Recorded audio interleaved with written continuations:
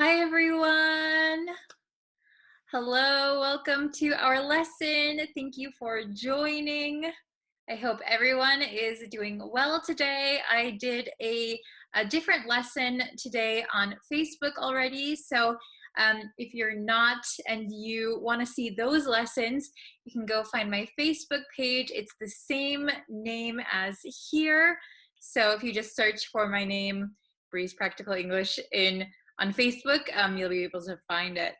Okay, so today I wanted to go over two essential phrases for the office or for business. And if you are not using English for business, but just for general daily life, these are also very, very important words to know. So I have two of them for you today. We have, I'll block the sun. We have catch up on something and catch up with someone. Okay? So catch up on something, catch up with someone. So the difference is obviously the on or the with and something or someone. Okay? So you probably have heard catch up in general. Catch up means like to get up to speed on something. So that's generally the same meaning as catch up on and catch up with. But just know that we use catch up on something. Catch up with someone, okay? So I sometimes hear my students saying like, oh, I need to catch up with my email. That is incorrect. You don't catch up with your email, you catch up on your email. And you don't catch up on your friend, you catch up with your friend. Okay, so let's look at my bigger whiteboard for a second. Okay, can you see this? Is it understandable? Okay, I think they're pretty easy, but it's good to review anyway. So, catch up on something. To do something that you have not been able to do recently. So, for example, if I have been very, very busy recently and I haven't been able to watch my favorite TV show, I could say, I really want to catch up on my favorite TV show. So that is an example that you can use in everyday life, not necessarily in business, but catch up on my favorite TV show. Okay, so my favorite TV show is something, right?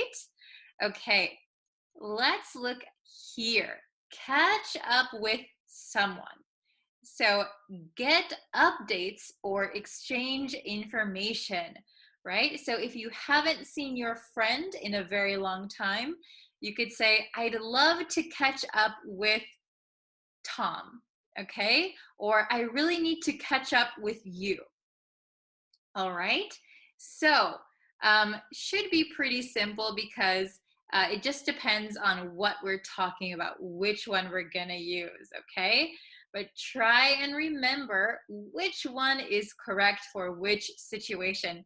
They're easily confusing, I know, like people can confuse them all the time. So please write your answers in the chat or in the comments, okay? So we have four questions. I think they're pretty easy, but if you have any questions, let me know. I'll try to answer them, okay? So, okay. So number one, I missed the meeting, but I'll, Kevin.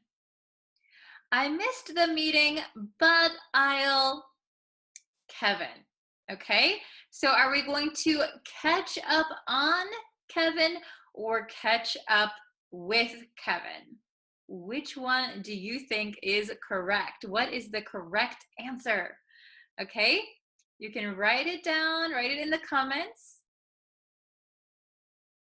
Okay, and I'll write the answer. I missed the meeting, but I'll catch up with. Okay, so we catch up with someone. So who? Kevin. I missed the meeting, but I'll catch up with Kevin. Kevin will give me the updates. Kevin will tell me what I missed, okay? Very, very useful, right? Very, very easy. Okay, number 2. I was out of the office all day and need to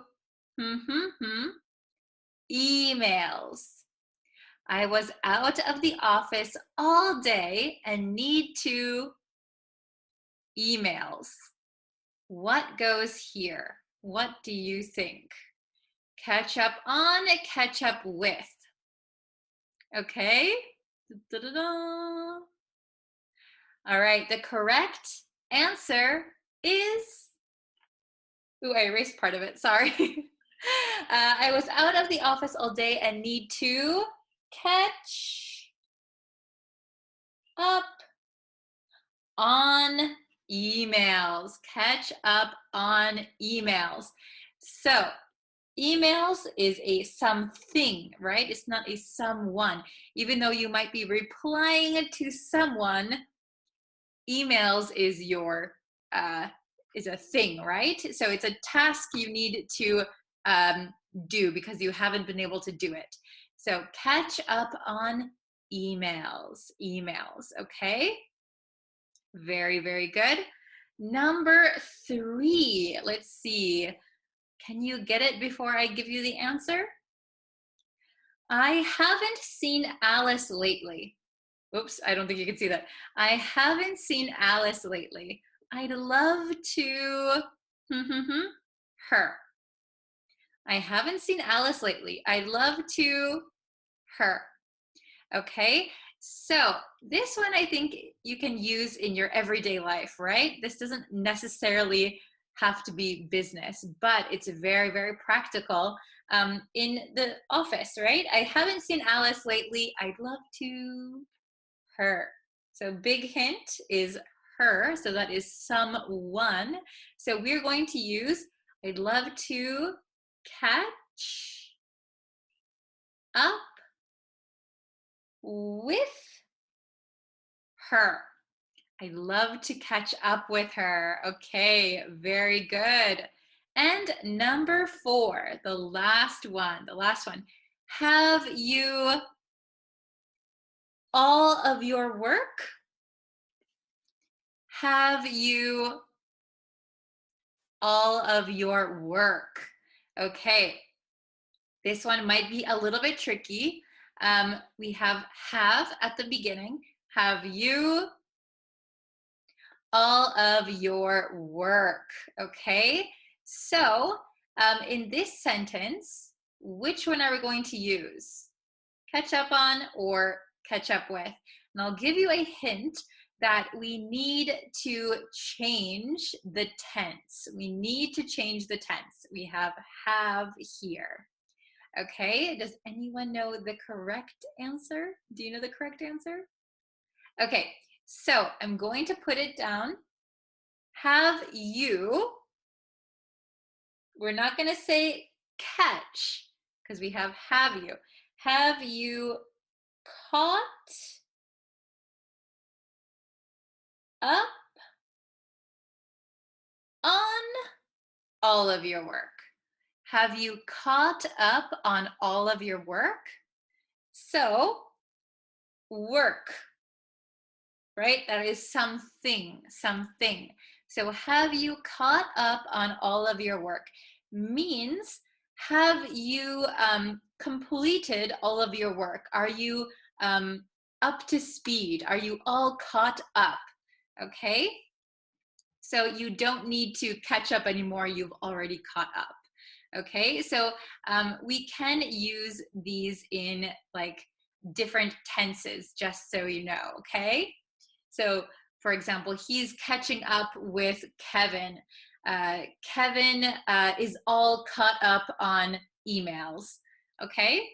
So remember that you can and need to change the tenses sometimes, okay? So just remember, catch up on something. So to do something that you have not been able to do recently, okay? You need to catch up, all right? Catch up with means get updates or exchange information. And this is to catch up with someone. So somebody you haven't seen or you haven't, you need to get information from them, right? So number one, I missed the meeting, but I'll catch up with Kevin. I missed the meeting, but I'll catch up with Kevin. Kevin will give me the information. Number two, I was out of the office all day and need to catch up on emails. I need to catch up on emails. So I'm a little bit behind. I have a lot of unread emails. I need to reply to them. Okay, number three, I haven't seen Alice lately. I'd love to catch up with her. I haven't seen Alice lately. I'd love to catch up with her. I'd love to know how she is, what's going on. So she could be your coworker or she could be your friend, right? And the last one, number four, have you caught up on all of your work? Have you caught up on all of your work? Is everything completed? You're not behind on your work? Everything is done? Okay, have you caught up? All right, I hope this was understandable. Okay, so just get used to saying it, like I say in a lot of my lessons. If you want to be able to say this naturally and without hesitation, it just takes practice, right? So practice making your own sentences. Of course, writing is very good, but don't forget to say your sentences out loud. So I see a lot of my students writing in the comments their examples, which is very, very good. But please remember to say them out loud, and that way you're going to remember them much, much easier. Okay? So catch up on something. Catch up with someone. All right? Okay. So thank you, everyone. Ooh, I'll block the sun. Okay. Thank you so much, everyone, for watching. I will have new lessons out very, very soon. And actually, I think I should just announce it here. I think, let me block the sun. I think what I'm going to do is in December, I'm going to try and upload on YouTube every day. So every day a lesson will be uploaded. Okay, let me know what you think. And I think I can do it.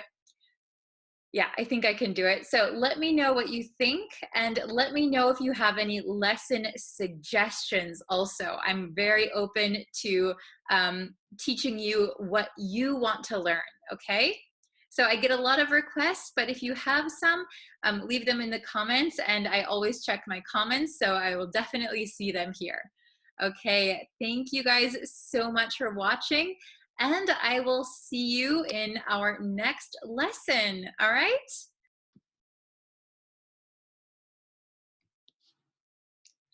Hello, everyone. Hello, hello. Welcome to another lesson. So again, sorry, my microphone for some reason does not work with what I'm using right now. And I'm sorry if the audio is a little bit difficult to hear. Please leave in the comments if it is difficult. Can you hear me? Is it okay? We're gonna try our best today. Okay, so today I wanted to go over a phrasal verb, which is actually two phrasal verbs, but they mean exactly the same thing, okay? So we're gonna go over these together. And let's see. Does anyone know these phrasal verbs? Have you heard these before?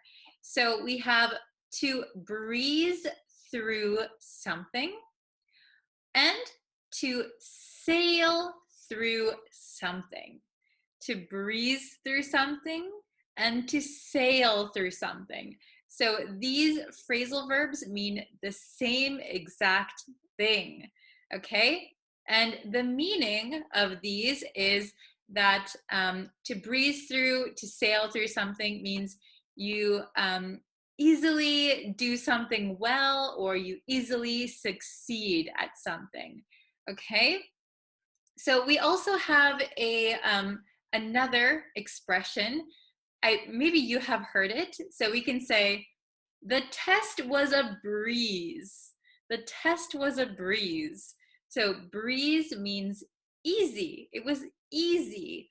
So I breezed through the test, or I sailed through the test.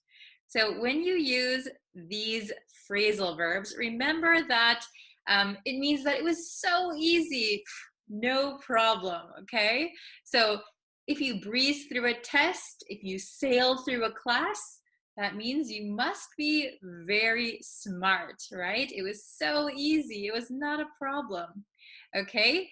To breeze through, to sail through.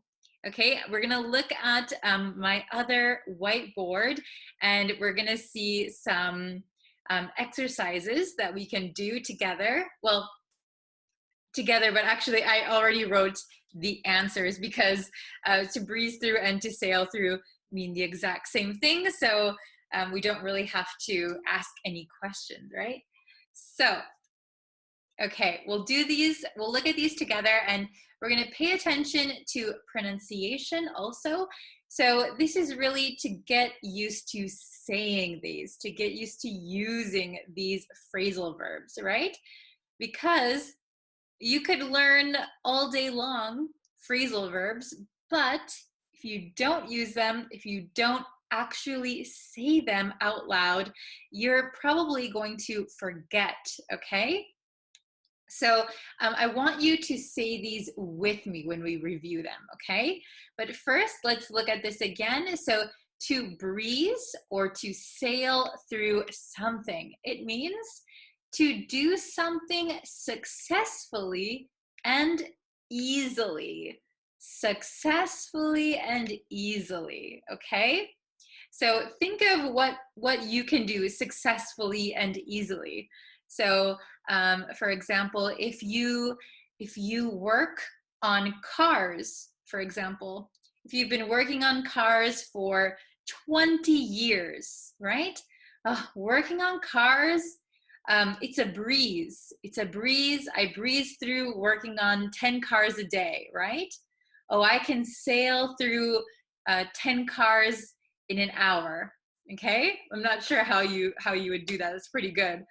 Okay, but let's look at some of these examples. All right, so number one, she never studied. She never studied and just breezed through high school. Wow, she's very, very smart, right? She's very intelligent. Excuse my voice. She never studied and just breezed through high school. She just breezed through it. High school was a breeze. It was very easy for her. So for a lot of people, high school is difficult. You need to study. You really need to hit the books. But for her, she just breezed through it. She never did her homework, but it was super easy. Okay? So let's look at number two. He sailed through the interview.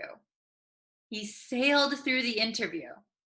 So maybe he went to an interview for a new job. But if he sailed through the interview, it means he did it very well. It was very easy. So he successfully and easily did the interview. Okay. Number three, I'm sure you'll breeze through the test. I'm sure you'll breeze through the test, okay? It'll be a breeze. I'm sure you'll breeze through the test. Breeze through, okay? I'm sure it will be easy for you. And number 4, Tim sailed through the course while I was struggling. So this could be a course in school or any course that you take. So Tim is a very smart man. Tim sailed through the course. It was easy for him while I was struggling. So maybe we took the course at the same time. For Tim, it was easy. He sailed through it. But I, at the same time, was struggling. It was super difficult for me. Okay, so please, let's go over the pronunciation together, and I want you to say it out loud, okay? So can you say breeze through, breeze through, breeze through, breeze through, and sail through, sail through, sail through. Okay, now I'm going to say number 1, and I want you to read it after me. Okay, so I'm going to say it one more time, and I'll pause, and you can read it out loud. Okay, she never studied and just breezed through high school.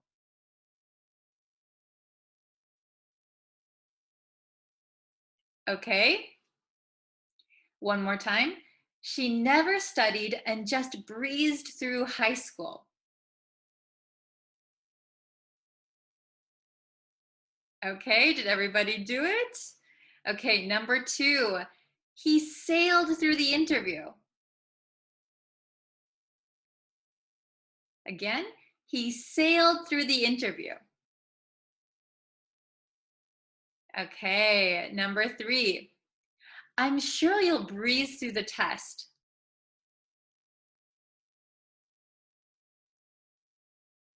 Okay, I'm sure you'll breeze through the test. Okay, so when we say it very quickly, you might notice that I said, I'm sure you'll breeze through, breeze through, breeze through. The z and the th almost become one. Breeze through, breeze through, breeze through.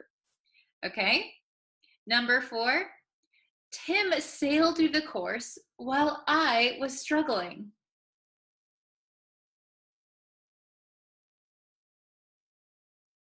Okay, I'll say it one more time. Tim sailed through the course while I was struggling.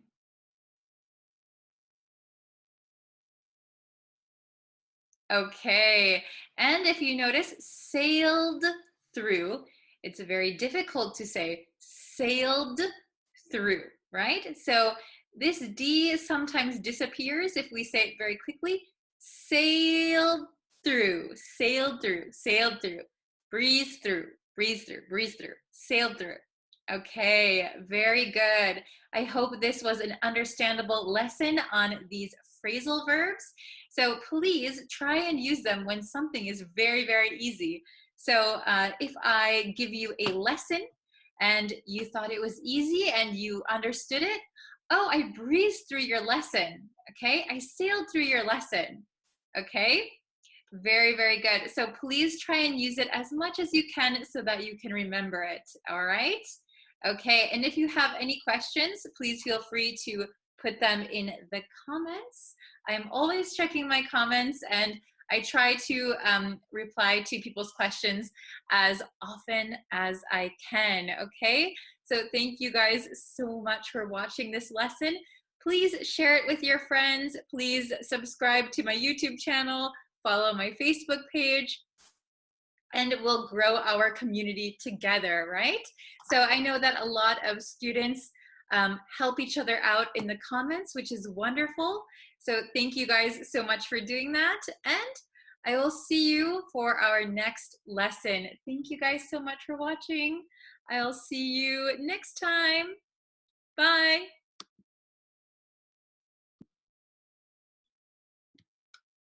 Oh, hello. Hello, everyone. Excuse my voice again, always. I think because I'm teaching every day, all day, my voice sometimes disappears, so I apologize for that. But anyway, if you are just joining now, please go ahead and subscribe to this YouTube channel if you would like to know when I post new lessons and live lessons. So if you subscribe and if you turn on the bell notification, that will let you know when I post new lessons here, which is why you're here, I think, right? To learn English. And if you are new, hello, my name is Bree. I teach American English. So I'm from the United States. So my accent is an American accent. So we learn American English here, okay? So I wanted to get into two confusing phrasal verbs, that a student actually requested me to make a video about. So here it goes, okay? So we have these two. Oh my goodness. Have you heard of these before? So we have run into, and come across, come across. Does anyone know either of these phrasal verbs, to run into or to come across? Okay, so they both are very, very similar, and we can even use them interchangeably sometimes. However, there is a big difference, which I'm going to explain. Okay, so when you run into someone, right? We say run into someone. It means you meet someone by chance, right? We can also say to run into a problem, to run into difficulties. So we often use run into when we meet people by chance. Excuse me again. When we meet someone by chance, or when we find or we experience difficulties or problems, right? If you say run into something, for example, I ran into the door. I ran into the door. That means you physically hit the door, right? You ran into it. Okay, so it's a very different meaning. That is the literal meaning. You ran into the door, right? You accidentally hurt yourself. Or I ran into, I don't know, I ran into the window. I thought the window was open, but I ran into the window, right? Has that ever happened to you? If the window is very, very clear, very, very see-through, you might think there's no window and you just run into the window, okay? So the next one is come across, come across. So come across can mean the same thing as run into. So we can come across a person, we can come across people. You could say, I came across a problem today. I came across a problem at work. The same as I ran into a problem at work, right?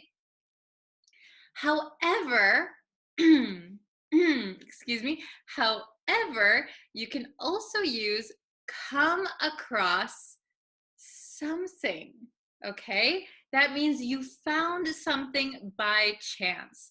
So I was reading a magazine and I came across your picture. I didn't know you were a model, right? I came across your picture. I would not say I ran into your picture. That sounds like you physically hit someone's picture, right? I ran into your picture. So come across something means to find something by chance.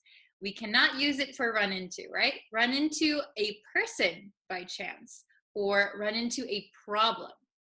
we can come across a person, we can come across a problem, and we can come across something by chance, okay? Are you following me? Okay, let's look at my bigger whiteboard. Oops, oops, oops, oops. Excuse me. Okay, I don't know why I was singing just now. It's a long day. Okay. Oh, wow, we have a lot. Okay, I'll scooch over here. So run into, run into. Run into means meet someone by chance, or it could mean experience a problem or difficulty. Okay, does everyone understand so far?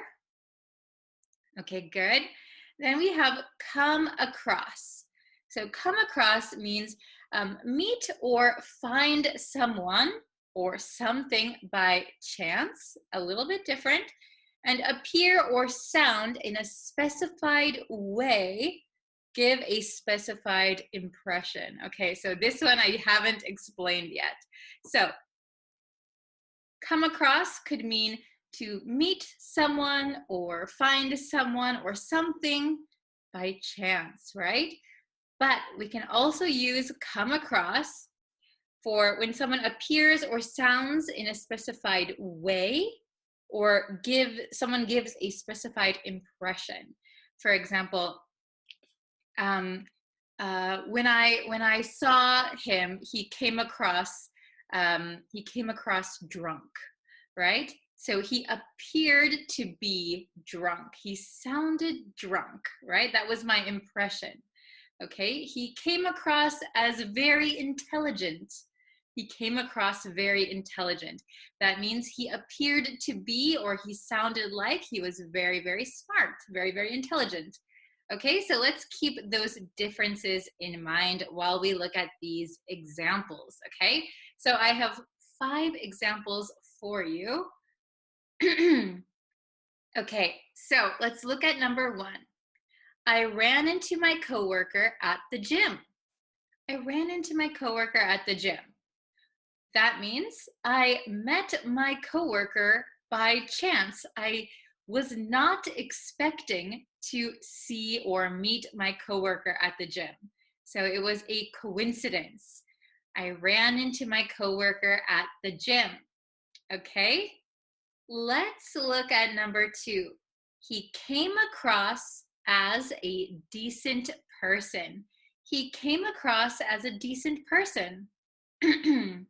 So that means he looked like, or he sounded like, a decent person. So a decent person maybe is a kind, normal person, okay? He came across as a decent person. Number 3, the team ran into a problem with the new system. Okay, so maybe this is a team at work. Maybe you sometimes work in a team. The team ran into a problem with the new system. We could also say the team came across a problem with the new system. They found a problem. Okay. So I think there might be a slight nuance difference, very, very slight, between run into a problem and come across a problem. When I hear come across a problem, it sounds like you found a problem. If you ran into a problem, it sounds like you experienced a problem. But maybe that is a very slight nuance that you don't really need to pay attention to here. It basically means the same thing. So let's see number 4. Number 4, yes, number 4. So she came across this old newspaper article. She came across this old newspaper article. So here we cannot say she ran into this old newspaper article. We cannot say that. So when you find something by chance, please use come across, okay? Not run into. And number 5, we came across an adorable elderly couple in the park. We came across an adorable elderly couple in the park. So that means you found them or you saw them by chance, okay? So you could say we ran into an adorable elderly couple in the park. We came across an adorable elderly couple in the park. Okay? Is it understandable so far? Let me just go over them one more time. So, run into. So, if people are just coming in now, run into means meet someone by chance, experience a problem or difficulty. So, we can use run into in 2 different ways. Come across, meet or find someone or something by chance, or appear or sound in a specified way, give a specified impression. So something looks or sounds like something, comes across as something. That is the impression that I get. Okay? So let's go over them one more time really, really quick. Please listen to my pronunciation and intonation. Okay? If my voice comes back. Okay, number 1. I ran into my coworker at the gym. I ran into my coworker at the gym. Number 2, he came across as a decent person. He came across as a decent person. That means he was a nice guy. Number 3, the team ran into a problem with the new system. The team ran into a problem with the new system. Number 4, she came across this old newspaper article. She came across this old newspaper article. And number 5, we came across an adorable elderly couple in the park. We came across an adorable elderly couple in the park. Okay, very good. If you have any questions on run into or come across, you can put them in the comments and I'll be sure to check them. Also, if you want to make some example sentences using run into or come across, please do so. I love to see your examples, and it's really helpful for the other students as well. So please, it's your homework. Write an example for each one in the comments below, okay?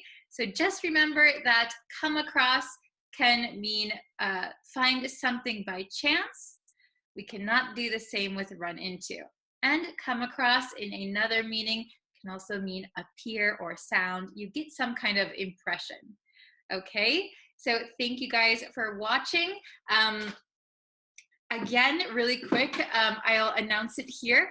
So all of December, all of next month, if you're watching this when it's posted, right now is November. And for next month, I will be posting every single day on this YouTube channel, okay?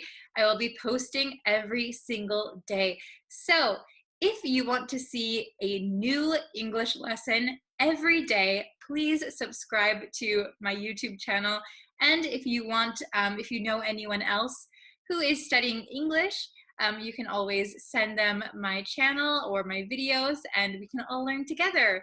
Okay, so thank you so much for watching. I will see you in our next lesson. Take care, everyone. Bye-bye. See you. Hi, everyone. Welcome back to my English learning channel. Thank you for coming by for today's lesson. And if you would like to and you haven't already, please don't forget to subscribe to this YouTube channel. And that way you'll know when new lessons are uploaded. Okay. So this is going to be a fairly straightforward video. I'm going to give you 10 phrases that if you're learning English, you need to know these phrases. If you know these phrases, everything is going to be a lot smoother for you. We're going to start off a little easy. So number 1 is what's up? What's up? So what's up is a very casual way to say, how are you doing? How are you? What's up? So a proper response to what's up is nothing, nothing much, not much. It's almost like hello. It's just a greeting. We're not actually asking what's up with you. We just want to say, hi, how are you? So what's up is a very, very casual way to do that. So it's very simple. You can just say, what's up? And if someone says, what's up to you? You can reply, oh, nothing much, not much. Number 2, and this one always stumps my students for some reason. I don't know if I say it really fast or a lot of my students just don't know what it means. And number 2 is, what have you been up to recently? What have you been up to recently?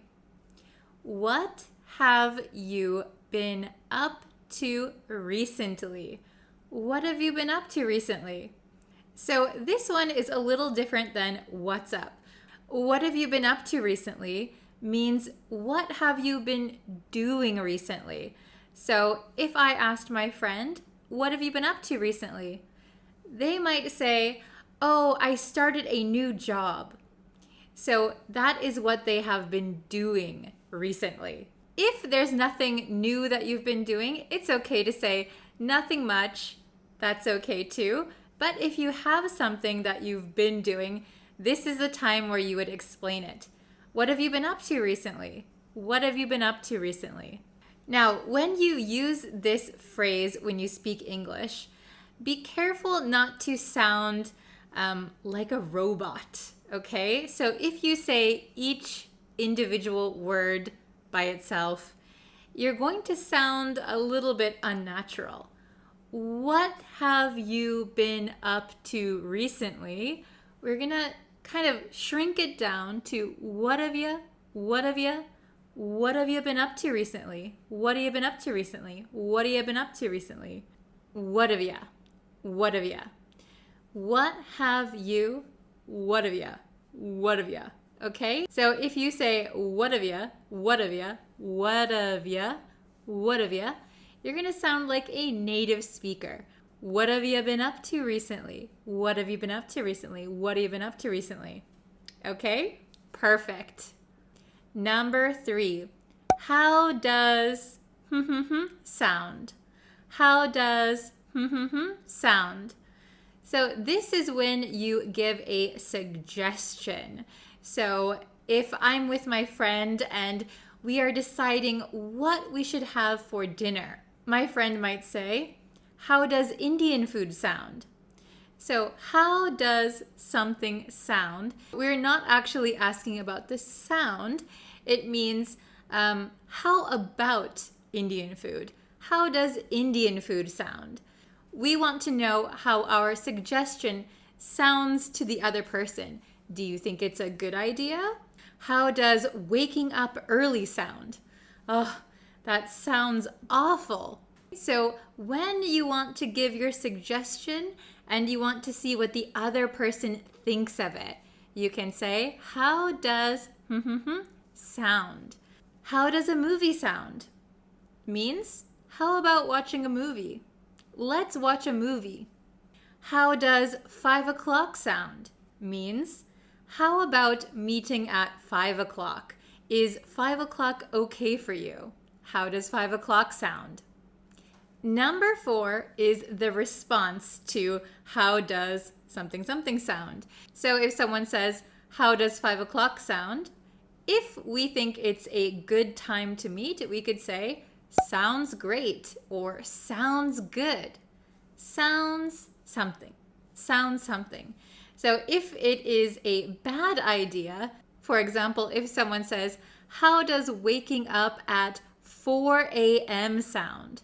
If that doesn't sound appealing or if you don't really like that idea, you could say, that sounds awful. That sounds awful. That is a strong way to kind of reject that person's idea. That sounds awful. Okay? So usually we use that sounds great or that sounds good or just sounds great, sounds good. Number 5. So number 5 is pretty simple, I think, but still a lot of students make mistakes when using it.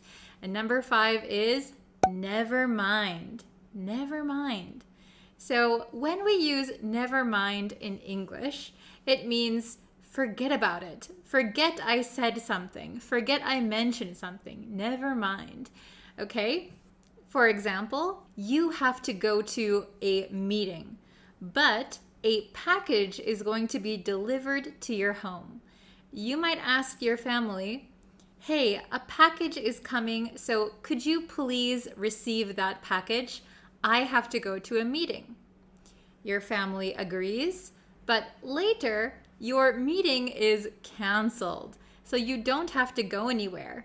You could tell your family, I asked you to receive a package, but never mind. I'll stay home.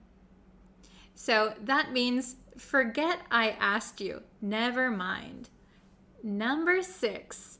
This one is used a lot when you meet people for the first time.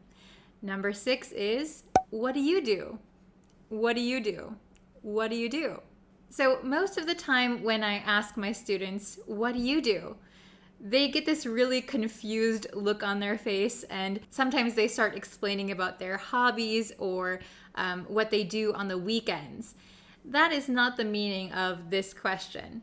What do you do means what is your job? Or what do you do for a living? What do you do? So if I go to a party and meet someone, they might ask me, what do you do? I could say, I'm an English teacher. So for you guys, I want you to leave in the comments what you do. Leave your job in the comments.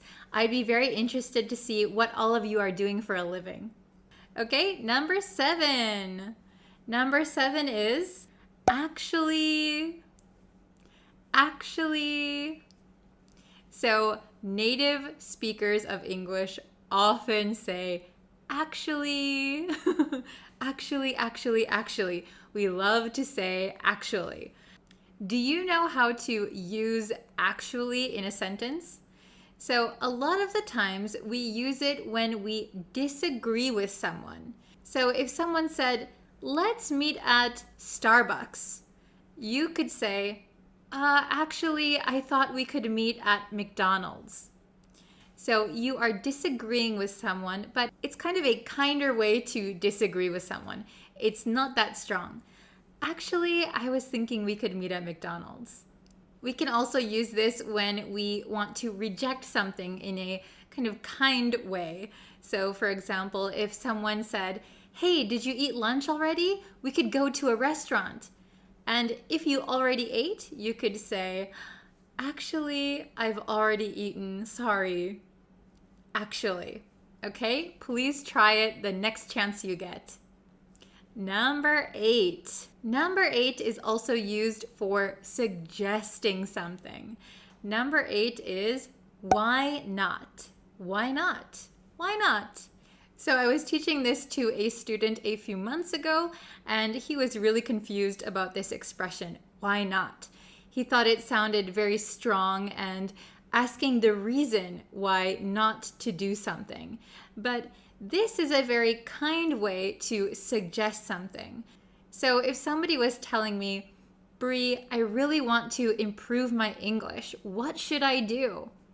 I could reply, why not take an English class online? Why not take an English class online? This is a very light suggestion. Why not try this? Why not try that? Okay? It is not a strong suggestion. If I looked outside and said, it looks like it's gonna rain, maybe my friend could say, why not bring an umbrella just in case? Why not bring an umbrella just in case? So try using this expression the next time you want to suggest something. Number 9. Number 9 is about to. About to. So we can say, I was about to call you. That means I was almost going to call you, but then something came up. I was about to call you when the doorbell rang. Maybe I had my hand on the phone. I was about to call you, but the doorbell rang. So this is a very convenient phrase when you want to tell a story or give a reason that you didn't do something yet. So I know when I was a child, my parents would ask me, "Did you do your homework yet?" And I would always say, "Oh, I was just about to. I was just about to." It means I was getting ready to, and I was going to do it now, but you just asked me. I was just about to do my homework.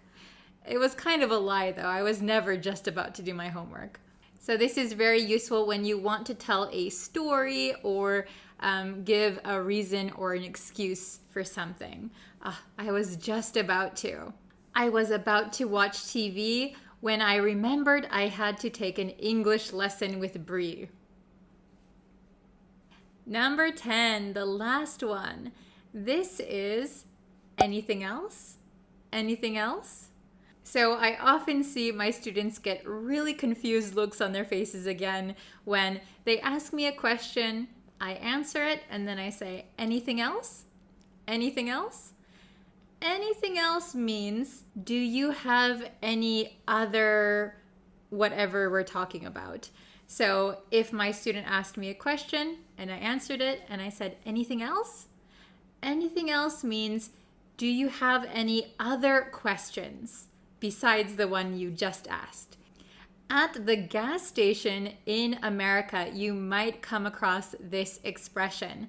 So in America, you have to pay for gas, and you can pay at the pump with a credit card, or you can go into the gas station and pay, and you can buy other things as well, for example, a snack or a bottle of water. So if you go up to the register and say, I'd like to pay for my gas, the clerk might ask you, okay, anything else? Do you want some water? Do you want a sandwich? Are you going to buy anything else?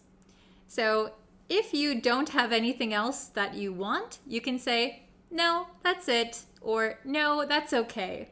That's all you need to say. Simple answers are going to be the key to your success as an English student. So if you notice with the expressions I shared with you today, most of them require just very short answers. And that is going to be the key to success for you. That is going to make you sound more fluent even though you're saying less.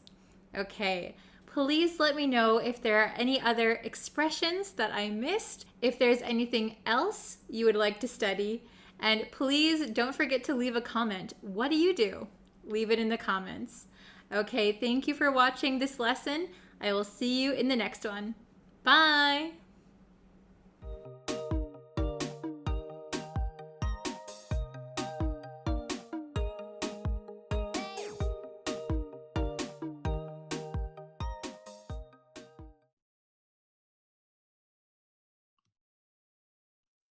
Hello, everyone. Hello, students. I hope you're having a great day. How is everybody today? Okay, so today I wanted to go over one specific idiom that I realized we say a lot in America, and I'm not sure about in other parts of the world, like in England or anything, but we do often say it in America, and I just realized it's probably very confusing for non-native speakers who are maybe in America or talk with Americans.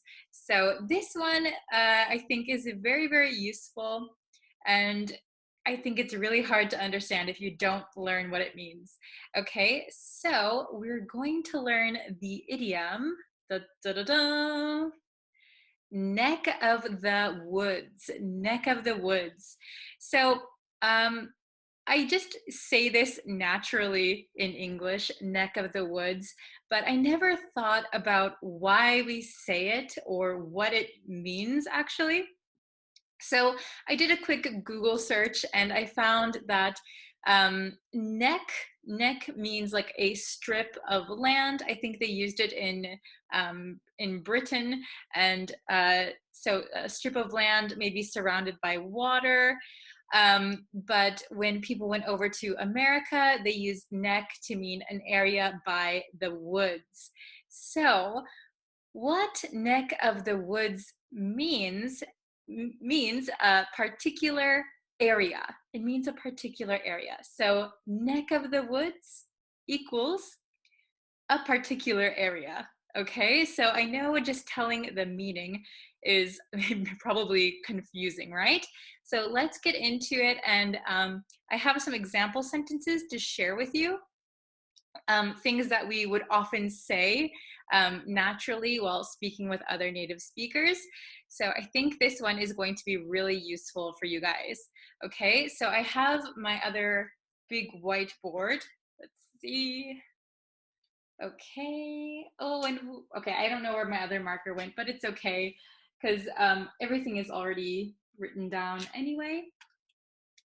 But okay. So, oh, I found one. Oh, I found it. I found my marker. Okay. So, the meaning again, once more. Neck of the woods means a particular area, a particular area. So, also, when we say neck of the woods, usually this of, the V sound kind of disappears because V's are hard to pronounce. So we tend to say neck of the woods, neck, This of becomes just the vowel sound, neck of the woods, neck of the woods. If we speak very, very slowly, neck of the woods. But if you say it very quickly, neck of the woods, neck of the woods, okay? So let's try to look at number one. So I picked these 4 sentences, 4 examples that I thought are pretty often used. So the first one, funny seeing you in this neck of the woods. Funny seeing you in this neck of the woods. So funny seeing you, it's not ha ha funny, but a little bit strange, interesting. So interesting seeing you in this area. So maybe if you are in, I don't know, maybe an area with a lot of bars or something. There's an area with a lot of bars, a lot of young people partying, and you see someone who is normally not in that area. Maybe somebody who doesn't drink alcohol, and who doesn't party. Oh, it's funny seeing you in this neck of the woods. So interesting. Why are you in this area? That's interesting. That's kind of strange. Okay. Funny seeing you in this neck of the woods. So it's unusual to see this person in this area, this particular area. Okay. Let's try number 2. Number 2. It's a 2-hour drive to your neck of the woods. It's a 2-hour drive to your neck of the woods. So from maybe my house or where I am, it is a 2-hour drive to your neighborhood, to your area, to your neck of the woods. Okay? And I know sometimes it's confusing why we say a 2-hour drive. So this 2-hour, notice it doesn't have 2 hours. 2-hour becomes an adjective for this kind of drive. What kind of drive is it? It's a 2-hour drive. Okay, so we're gonna put a and 2-hour with no S. Okay, it's a 2-hour drive to your neck of the woods. So it is a 2-hour drive to your area, to your neighborhood, to your neck of the woods. Okay, are you following me so far? I hope it's a little bit easy. It's a very simple meaning, right? Just a particular area, okay? Let's look at number 3. I'll be near your neck of the woods this weekend. Why don't we have lunch together? I'll be near your neck of the woods this weekend. Why don't we have lunch together? So what does this mean? It means I'll be near your neighborhood, or I'll be near where you work, wherever the other person is, right? Their area. I'll be near your neighborhood, your area, this weekend. Why don't we have lunch together? Okay, so instead of saying your area or your neighborhood, we generally say your neck of the woods. Okay, so how about number 4? This is the last example that I have. Let's see. If you're ever in our neck of the woods, make sure you stop by to say hello. So if you're ever in our neighborhood, if you're ever near our house, make sure, so certainly make sure you stop by our house to say hello. Okay? If you're ever in our neck of the woods, make sure to stop by and say hello. Okay? Is it understandable so far? If you have any questions, please leave them in the comments. You can always leave them in the comments. I will try and answer as many as I can. Okay, so let's just go over this. Oh, I erased the exclamation point, but it's okay.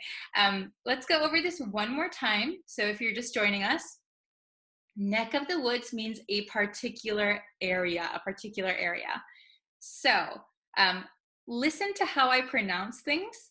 And if you can, try and read the sentence after me, okay? Funny seeing you in this neck of the woods. Okay, I'm gonna say it one more time. Funny seeing you in this neck of the woods. Okay, let's try number 2. It's a 2-hour drive to your neck of the woods.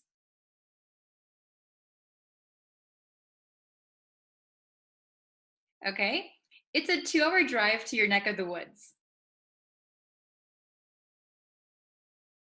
Very good. Number 3. I'll be near your neck of the woods this weekend. Why don't we have lunch together?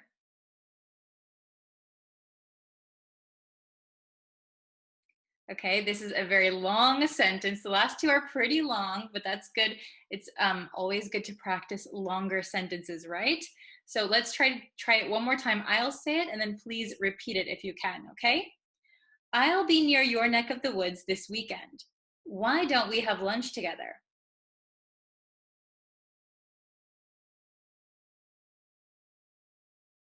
Okay, and the last one, it's also long. Let's try our best. So please listen first. If you're ever in our neck of the woods, make sure you stop by to say hello.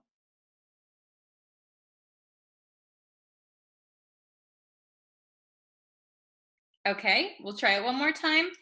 If you're ever in our neck of the woods, make sure you stop by to say hello.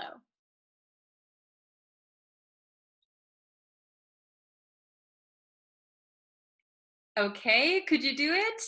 Very good. So I know, especially with the longer sentences, if you're trying to say it, you might stumble over your words. That's okay. This is the first time you're probably hearing this expression. So if you want to master this expression, this idiom, I would suggest saying it over and over, right? Neck of the woods, neck of the woods, neck of the woods, neck of the woods. So the more times you say it, the more your muscle memory will remember how to say it, remember how to form these words. So it will become natural, okay? So remember that practice and repetition are the best ways to mastering a language, okay? So I hope this is helpful, especially those of you who are living abroad. You might often hear people say this and it might be confusing at first, but I hope this will help you. Okay, so thank you everybody for watching today's lesson. I'll be back probably tomorrow with another lesson. And again, if you have any questions, please leave them in the comments below. Thank you guys so much, and I will see you for our next lesson. Okay, bye.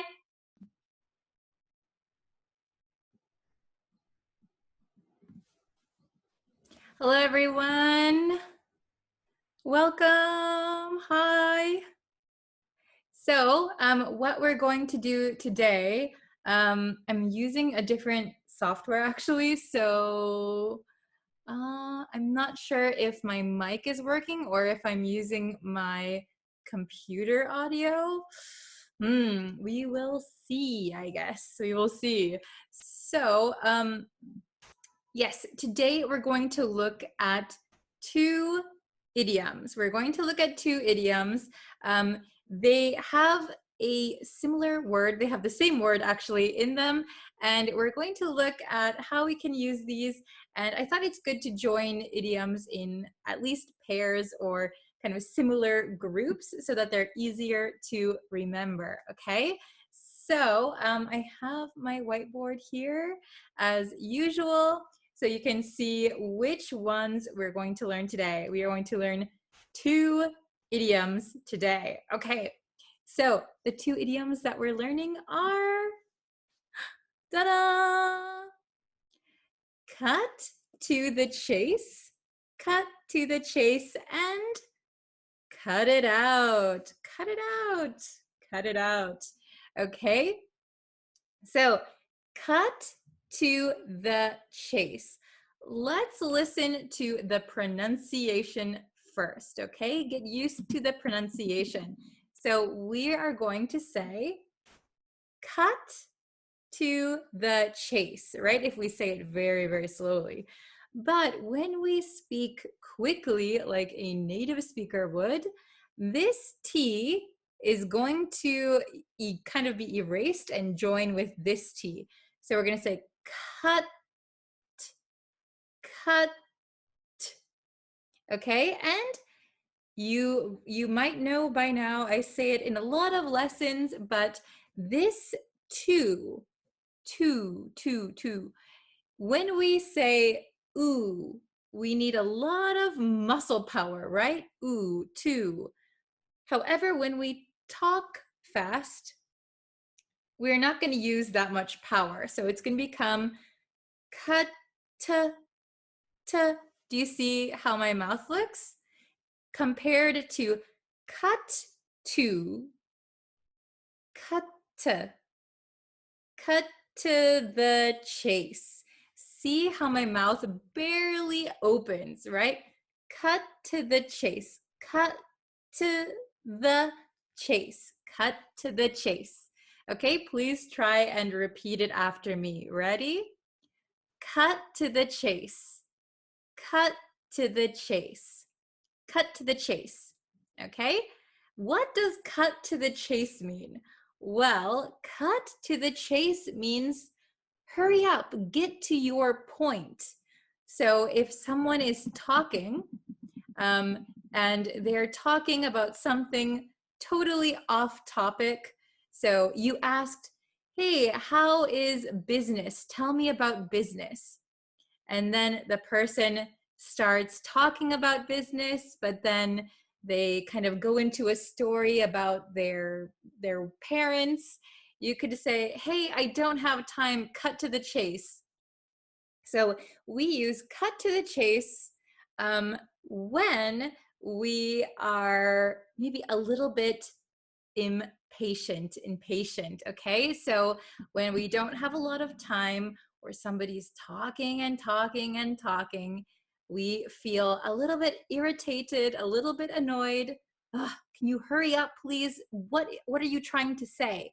We can say, cut to the chase. Hey, cut to the chase. So, or if you want to be polite, if you realize somebody doesn't have a lot of time, you could say, oh, I see that you are very busy, so I'll cut to the chase. Here's my point, okay? The second one is cut it out. Cut it out. Now let's listen to the pronunciation, okay? When we say it very, very slowly, we say cut it out. But if you're listening to a native speaker, they are not going to say cut it out, right? So cut it. So here we have a U. This is a vowel. Then we have a T then we have an I, which is another vowel, right? So this T is sandwiched between two vowel sounds. So that means that generally we change this T to a flap T. What is a flap T? It is a T that sounds like a D. So we're going to say cut it, cut it, cut it. And then look at this T. It is also sandwiched between an I and an O. These are vowels. So what's going to happen to this T? Yes, you're right. This is going to change to a flap T also. So it's going to sound like a D sound. Cut it out. So this last T is kind of going to disappear. But we're not going to say cut it out. That is incorrect, and a native speaker will think, cut it out, cut it out. What are you trying to say? So when a T disappears at the end of a word, we're going to still put our tongue in the position of the T, but we're going to hold it there. So if you say ta, ta, ta, your tongue, ta, ta, ta. But for the end of a word like this, where it disappears, our tongue is going to go. So out is going to turn into out. My tongue is up, out, out, out. Okay? So listen one more time. Cut it out. Cut it out. I'm going to say it really fast. Ready? Cut it out. Cut it out. Cut it out. Cut it out. Cut it out. Okay? So what does cut it out mean? Cut it out. So cut it out as an idiom means stop doing something. Stop it. Okay? We also use this when we are annoyed or irritated, and oh, I've got hairs all over. Ooh, I've got hair in my eye. Okay, we're going to use cut it out when you are annoyed at someone. Maybe somebody is saying something or doing something that is annoying you. Oh, can you please cut it out? Cut it out. Okay, so both of these can be used when you are irritated, when you're annoyed. Okay, so this one, cut to the chase. Cut to the chase. Hurry up, get to your point. I don't have time. And cut it out. Cut it out. Oh, please stop doing that annoying thing. Okay? So let me show you the definitions written down. I have another whiteboard as usual. Okay. So, can you see this? Okay. So, the meaning, we have the meanings here. So cut to the chase, cut to the chase. This means get to the point. So if you're having a conversation, get to the point, cut to the chase. Hurry up and tell me what you're trying to tell me, okay? I don't need to hear about your dogs or your parents or anything else. Cut to the chase, okay? Then we have cut it out, cut it out, cut it out. Cut it out is used, it's used to tell someone to stop doing or saying something annoying or offensive, okay? So let's go through, I have 4 examples, so please write your answers in the comments, okay? Write your answers in the comments and we'll see if you are correct or incorrect, but that's okay because these are brand new idioms. Okay, is everybody following me so far? Okay, very, very good. So number 1, we have an exclamation point here. What are you trying to say? What are you trying to say? So it sounds like for number 1, 2 people are having a conversation and they are maybe irritated or frustrated. What are you trying to say? What are you trying to tell me? So, which one are we going to use? Cut to the chase or cut it out? Okay, I would say the correct answer for number one. Did you put it in the comments yet? Did you put your answer? Okay, very, very good. So the correct answer would be, I'll write it down here. You have a few extra moments in case you didn't write it yet.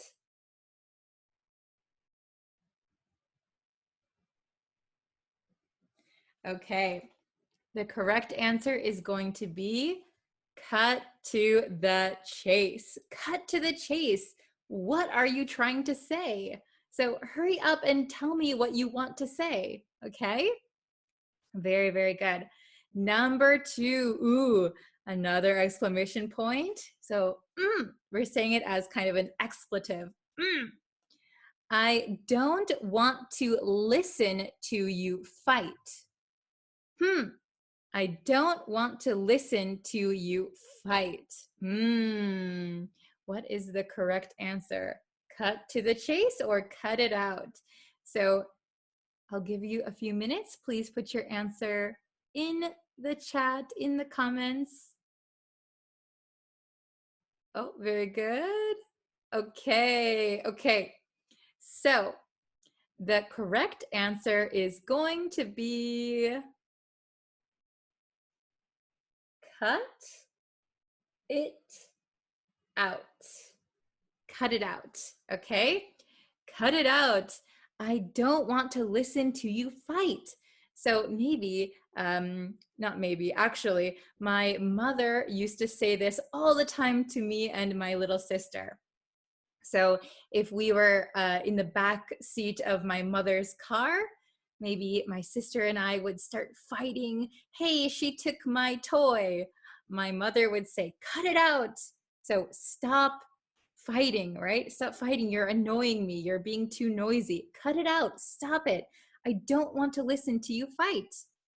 Okay. Very good. Very good. Let's try number 3 together. Okay. I'm sick of your jokes. I'm sick of your jokes. So sick of something doesn't mean sick. Sick of your jokes means I'm tired of your jokes. I don't like your jokes. They're not funny. I'm sick of your jokes. Okay. Number 3, I'm sick of your jokes. Okay. What is the correct answer? Okay, please write it down. You guys are doing very, very well so far. So good job. I'm sick of your, okay. The correct answer is cut it out. Cut it out. Cut it out, cut it out, cut it out. I'm sick of your jokes. Cut it out, okay? Stop telling me your jokes. I don't like them. They're not funny. Sounds very, very annoyed, irritated. Cut it out, okay? You might also, if you've ever watched Full House, it's an American TV show from the 90s. I used to watch it growing up. There's a character, Joey, who says, cut it out. So that's kind of his catchphrase. If you ever watched Full House, you might know cut it out, okay? Last one, number 4. I know you don't have time. I know you don't have time, so I'll, I know you don't have time, so I'll. In this case, nobody is irritated, nobody is annoyed, but the speaker, I know that you are busy. I know that you don't have a lot of time. So I'm going to be polite and, okay, did you write your answer? Okay, the correct answer is, I know you don't have time, so I'll cut. Both words have cut. Cut to the chase. Okay, very good. I know you don't have time, so I'll cut to the chase. Very good. Okay, is it easy? Are you guys understanding it? Feel free to ask questions in the comments. Okay, so let's go over these one more time. Okay, so listening to the pronunciation, cut to the chase, to the, cut to the chase, cut to the chase. So that means get to the point, hurry up. Cut it out, cut it out, cut it out means, so stop saying something annoying or doing something annoying or offensive, right? Stop saying or doing something annoying or offensive, okay? So number one, cut to the chase. What are you trying to say? Cut to the chase. What are you trying to say? Okay, number two, cut it out. Cut it out. I don't want to listen to your fight. To you fight. Cut it out. I don't want to listen to you fight. Number three, I'm sick of your jokes. Cut it out, okay? Number four, I know you don't have time, so I'll cut to the chase. This one is kind of polite. Okay, very good. Does everybody understand how to use cut to the chase and cut it out? Okay, so if you have any questions, please leave them in the comments and I always check them. So thank you guys so much for watching and I will see you in our next lesson very, very soon. Should be a good one. Okay, so if you haven't already, please subscribe to the YouTube channel. I'm posting videos all the time. So yeah, I will see you for our next lesson. Bye.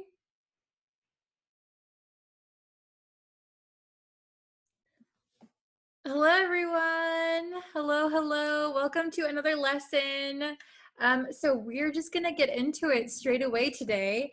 I have 3 new expressions for you, which I think they're going to be helpful. Let me get this mic a little bit closer so you can hear me, okay? Please let me know if you can hear me, okay? We're gonna start with our 3 new expressions, okay? So we're using the word lose. So if you know what the word lose is, it's going to be a little bit easy to understand these, right? So make sure you understand the pronunciation, lose. It's not los and it's not loose, okay? It's lose. Okay, this S sounds like a Z, lose. So what does it mean to lose something? Well, it means that you no longer have it. So I have my marker. I have this marker, but if I put it down somewhere and then I forgot where I put it, oh, I lost my marker. Okay, so I no longer have it. So understanding the word lose is going to help you understand these expressions, right? So let's look at each one. We have lose patience. So if you lose your patience, that means you no longer have your patience. And what is patience? Well, patience is when you can keep yourself, keep your temper under control. You can, you don't get angry. You're maybe kind of zen. Huh? So if you lose your patience, maybe that means you lose your temper. You can say lose your temper also. You lose your temper, you get angry, you get frustrated, maybe you start arguing with someone, you've lost your patience, okay? Then lose control. So this could mean a lot of different things. So if you have control over something, that means you are controlling it. You are managing something, or you're driving something. You are deciding what happens if you have control. So if you lose control, you no longer have control. So a lot of the times you'll hear this, lose control of a vehicle. So lose control of a car, lose control of a motorcycle, um, or like if you lose control of, it could be about power, for example. The Republicans lost control of the White House, for example, right? Or I lost control of my YouTube channel. Maybe somebody hacked me and they now control my YouTube channel. Oh no, I hope that doesn't happen. But lose control, you're no longer in control, okay? Lose one's mind, lose one's mind. So we could say lose my mind, lose your mind, lose his mind. So if you lose your mind, basically it means go crazy or like become insane. Um, so we don't mean it in the literal sense. Usually we don't, lose our mind. We don't, for example, going crazy, going insane. We don't mean that in the literal sense, like as a medical condition. We mean it typically when people say this, when you hear people say this, it means that uh, you're kind of maybe really frustrated, or let's see, very annoyed. For example, if I have to write another essay, I'm going to lose my mind. Maybe you're so frustrated, you don't want to do something. It's like you're going crazy, right? So it doesn't mean it literally, but it means that maybe you don't like something, or something is really annoying you. For example, if I have to listen to the teacher talk one more time, I'm going to lose my mind.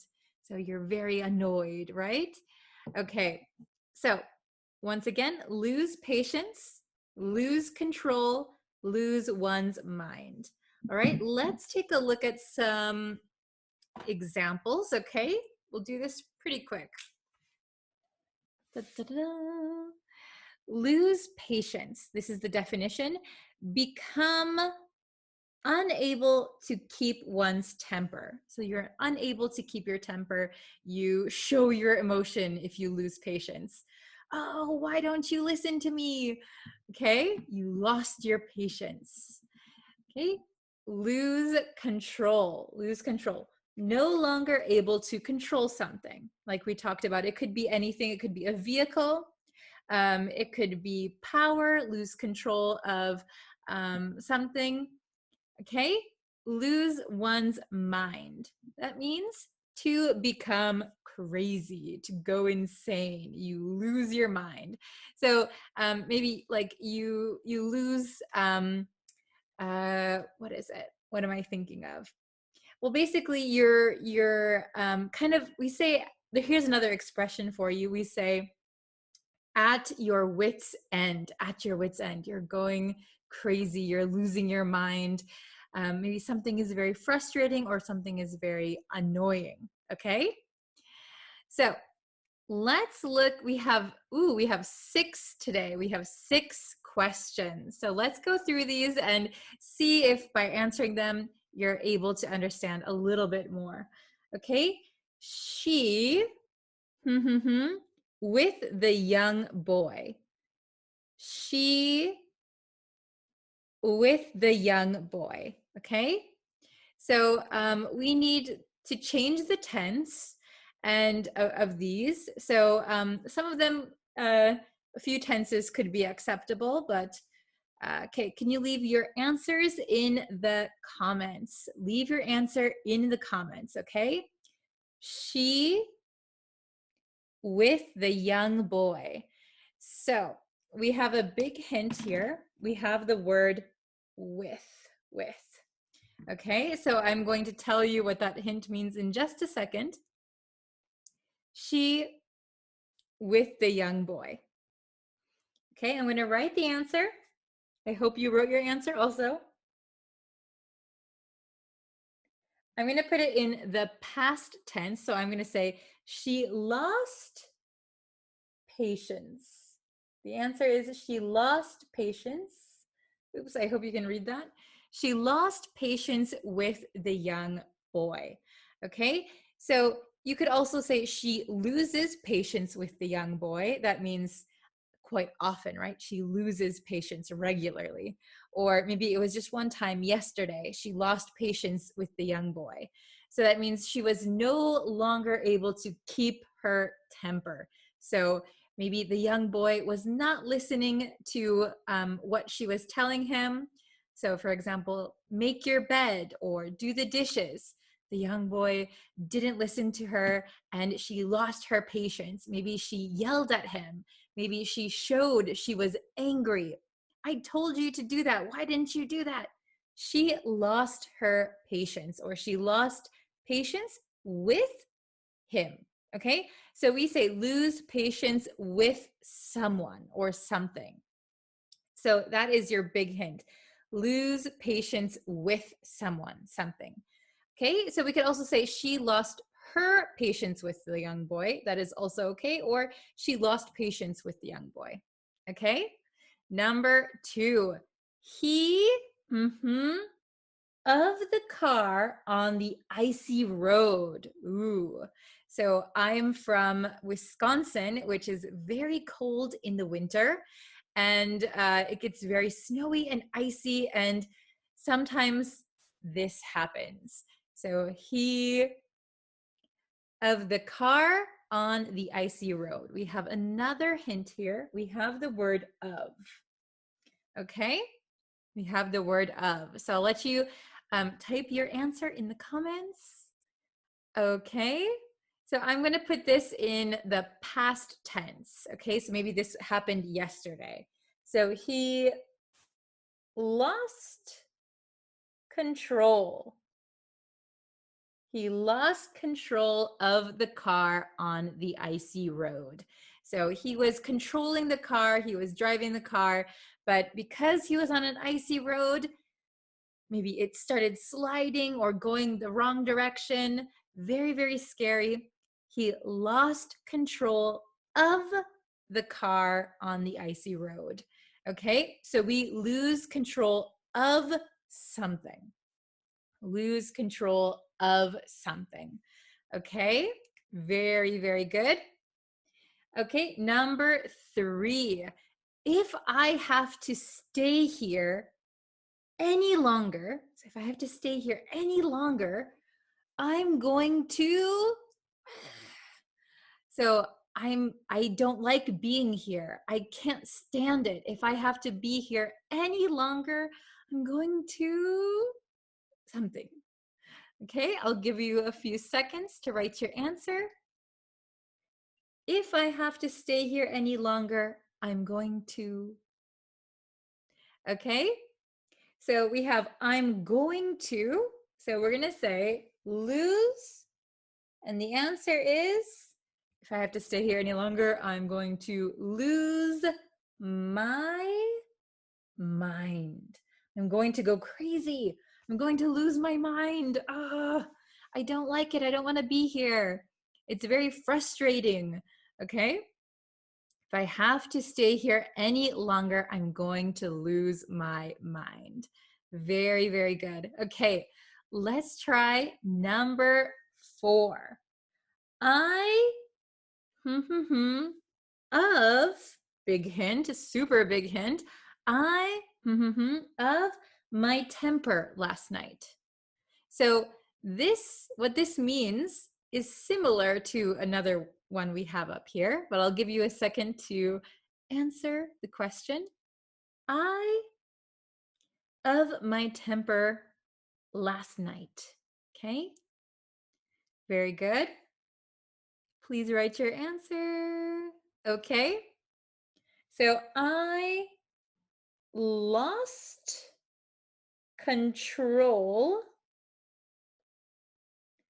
of my temper last night. So we use lost past tense because it happened last night, and we have the word of, big hint. So we're going to use control. I lost control of my temper last night. Okay, so I was no longer able to control my temper. This is very, very similar to lose patience. So if you lost control of your temper, that could also mean you lost your patience. Okay, so I could say, I lost patience last night, or I lost my patience last night. But we have of my temper, so lose control of my temper. Okay, is it understandable? Are you following me so far? Okay, number 5. I sometimes with him. Okay, I sometimes with him. Okay, leave your answer in the comments. Very good. Okay, I sometimes, so we have sometimes, so I'm going to say lose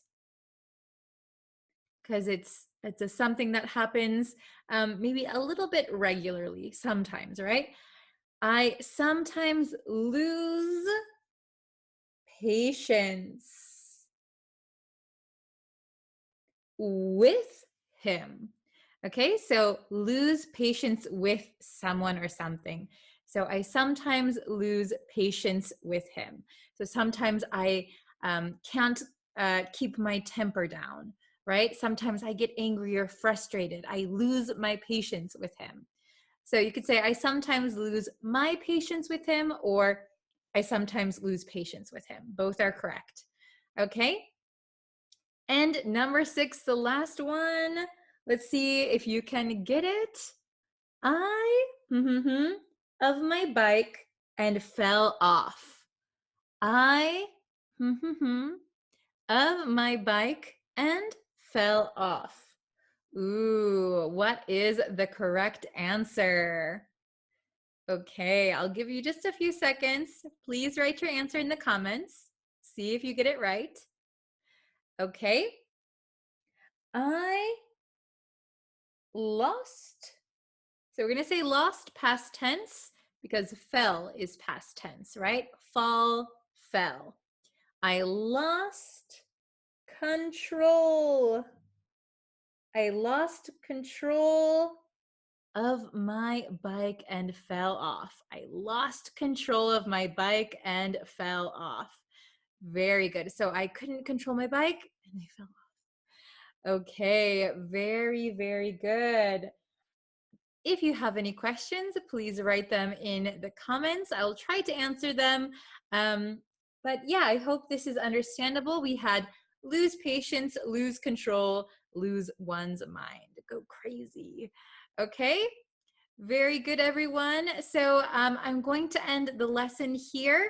Please, if you have any questions or you want to make some example sentences, feel free to leave them in the comments and I'll do my best to check them. Okay. Thank you, everybody, for watching. Please subscribe and hit the notification bell. That way you'll know when new lessons are uploaded.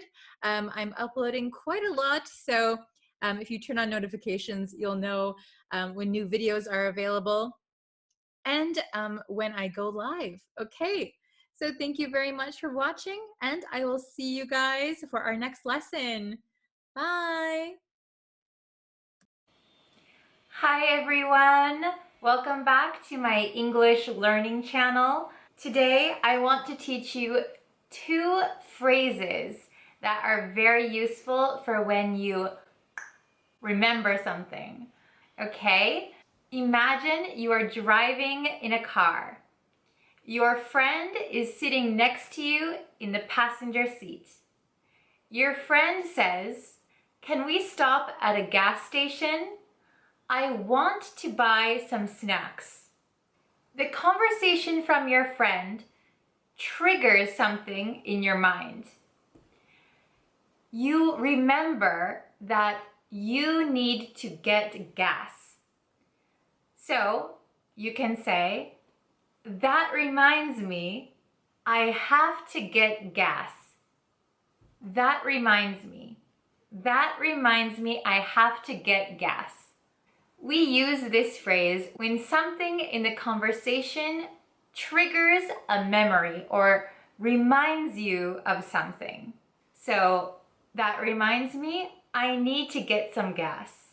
I'll give you one more example. I was talking on the phone with my mother. She told me that it was my cousin's birthday. Her conversation of my cousin's birthday triggered a memory. That reminds me, I have to buy a present for my friend's birthday next week. So my mother was talking about my cousin's birthday, but it sparked a memory in me that I'm going to a birthday party next week, and oh yeah, I need to buy a present. So something in the conversation, something someone says, reminds me of something. The second phrase that is very similar is come to think of it. Come to think of it. Come to think of it. Say, for example, you go out with your friends. You are ready to pay the bill. You reach for your wallet, but you don't have it. You start thinking, and you realize you haven't seen your wallet since you left your house. You can say, come to think of it, I forgot my wallet at home. Come to think of it, I forgot my wallet at home. Come to think of it is used when you realize something. You realize there is a problem, you realize there is a question, you realize something. So that reminds me and come to think of it are similar, but they're not the same. So that reminds me, something someone did or said reminds you. It triggers a memory. But come to think of it could be your own realization. I'll give you one more example. Someone asks you, have you ever been to America? You might say, yes, I've been to America, but only one time. Come to think of it, I haven't traveled much recently. You are having a conversation with someone and they ask about your travel experience. You reply and you realize, oh, I haven't traveled so much recently. Come to think of it, I haven't traveled so much recently. Sometimes that reminds me and come to think of it can be used interchangeably. For example, someone might ask you, was Tony at the party last night? No, he wasn't there. That reminds me, I haven't seen him in a month. Or you could say, no, he wasn't there. Come to think of it, I haven't seen him in a month. In this situation, the conversation triggers a realization. That reminds me, I haven't seen him in a month. Come to think of it, I haven't seen him in a month. But be careful, sometimes they're not interchangeable. So if we think about forgetting your wallet at home, you want to pay the bill? Oh, where's my wallet? You probably wouldn't say, that reminds me, I left my wallet at home. That reminds me sounds like you already had that idea, so you are reminded again. Come to think of it sounds like you are thinking about it for the first time. So the nuance is a little bit different. That reminds me means you've already thought about something before. I need to buy gas, but I forgot. That reminds me, I need to buy gas. But forgetting your wallet, you probably didn't already know you forgot your wallet. So it is happening for the first time. You are realizing something for the first time. Come to think of it, I forgot my wallet. Shoot. Okay, let's try a little quiz. So I will give a situation. Please think of which expression to use. That reminds me, come to think of it, or either. Okay, first question. You're riding the train and you put your heavy bag on the seat next to you. You arrive at your destination. You are in a hurry to get off the train and you forget your bag. What expression would you use when you realize you forgot your bag? Would you say, that reminds me, I must have left my bag on the train? Or would you say, come to think of it, I must have left my bag on the train?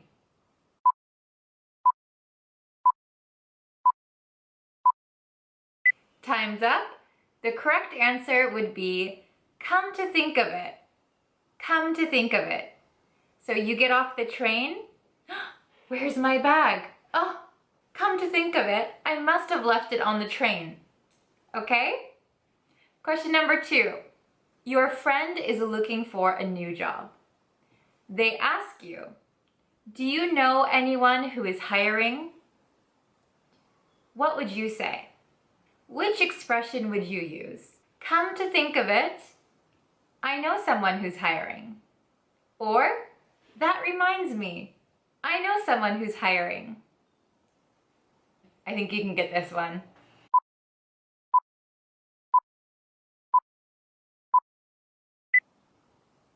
Okay, ready? Time's up. The correct answer is either of them.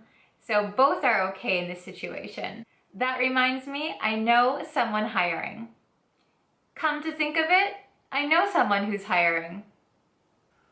How did you do on that short quiz? So that's it for today's lesson. Please stay to the end of this video to get your homework. Please write your answers to the homework question down in the comments, and I will see you in our next lesson. Bye-bye!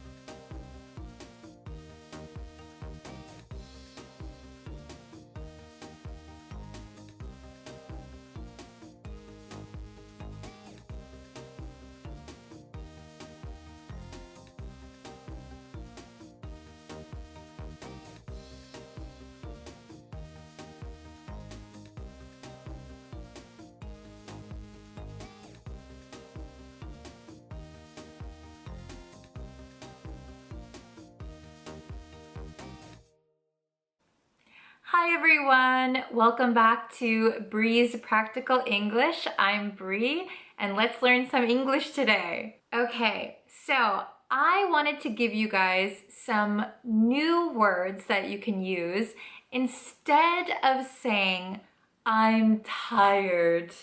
Ugh. Okay, I often hear, I'm tired, I'm so tired. Sometimes I hear I'm exhausted from my students, but English is a very colorful language. It has a lot of flavor to it. So we don't just have one way to say something. We have a lot of ways to say the same thing. And if you want to sound like a native speaker, Or if you want to be able to understand native English, I would recommend these 5 words that I'm going to teach you to use instead of I'm tired. Okay, let's get into it. Go! So the first word I'm going to teach you is drained. Drained. So if you know the word drain, we use drain usually for liquid. So if you have your sink or your bathtub full of water and you take out the plug to the drain, the water kind of swirls around and eventually everything is gone. It goes down the drain.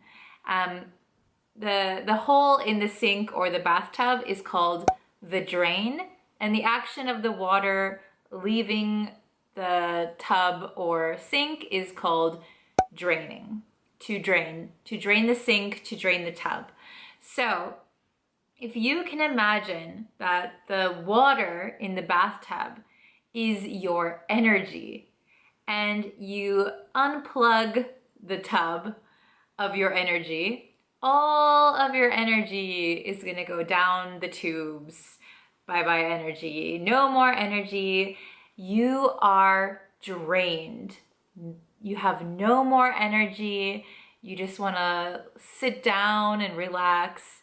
You are drained. I often say this after a long day of work. I come home, I take off my shoes, I sit on this sofa and I just say, oh, I'm so drained today, okay? I am so drained. So please remember this word. It comes in very handy. I think a lot of my friends back in the US use this word, and I think it's nice to say this instead of I'm tired or exhausted. Sometimes you can say, I'm drained. Okay, the next word I have for you is actually 2 words. So, worn out. Worn out. So, we can use worn out when we talk about something that we've used for a long time and maybe it's not as in perfect condition as it once was. For example, this sweater, if I wore this sweater a lot, maybe I would wear some holes into my elbows. So my sweater would be a little bit worn out. Or if you have a nice pair of shoes, but you do a lot of walking, maybe the bottom or the soles of your shoes might get worn out. So it means you've used it a lot, now there might be a hole. So we can use the same word to describe when we feel very tired. So if you can imagine using something until maybe there's a hole in it or it doesn't work anymore, that is worn out. So when we talk about being tired, I've used all my strength, all my energy, and now I'm worn out. I'm so tired, I'm worn out. It kind of gives that image that you've used everything that you have and now you are so exhausted, you are worn out. Okay, so we have drained and worn out so far. Let's see what the next one is. Okay, the third word that I want to tell you today is spent. I am spent. So, of course, I'm spent means I'm tired. We use the word spend for money. You spend a lot of money. I have spent a lot of money. I'm not sure of the origin of spent, but for me personally, I have the image that you've put out a lot. There was a lot of output, and now there's nothing left to give. You spent all of your energy, so you are spent. So it's really like you put everything out, you're spending your energy, you're spending your time on something, and now you are spent. No energy, no motivation, just tired. You are spent. Okay, so let's try another word. So the next one I want to teach you is tuckered out. Tuckered out. I don't really have a good way for you to remember tuckered out, but maybe in my imagination, I think tuckered out is kind of a little bit of a cute way to say that you're tired. That might not be the case for everyone, but that's just my personal imagination. I think I would use tuckered out more for children or pets. Oh, look at that dog. He was chasing the ball and he's all tuckered out now. Or look at little Johnny over there. He's been playing with his friends all day. He must be tuckered out. So tuckered out for me at least sounds a little bit cute. I probably wouldn't use it for like other adults, or I might not even use it for myself, but maybe a small child or a pet, they are tuckered out. So after a quick Google image search, I found that most of the pictures for tuckered out are of cute little tired animals. So I don't think I'm alone on this one. I think it's usually reserved for pets or small children. Okay, and the last one, number 5, sounds a little bit funny, but I assure you this is a word that we use, and it's I'm pooped. I am pooped.